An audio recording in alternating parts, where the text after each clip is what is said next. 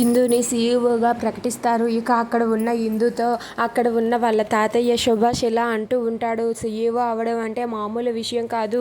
ఎట్నుంచి ఏ problem వస్తుందో అని చాలా భయంగా ఉంటుంది. ఏ ప్రాబ్లం వచ్చినా సరే దాన్ని ఫేస్ చేయాలి అని చెప్పి సుభాష్ ఇందూతో అంటూ ఉంటాడు.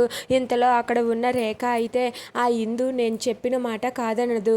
అలాగే ఆ ఇందూ నేను ఎక్కడ సంతకం పెట్టమంటే అక్కడ సంతకం పెడుతుంది. దొంగ బంగారాన్ని తీసుకువెళ్ళి ఆఫీసులో పెట్టి ఆ ఇందూ చేత సంతకం పెట్టిస్తాను. అప్పుడు కదా కంపెనీ నా చేతికి వస్తుంది. చూస్తూ ఉండు.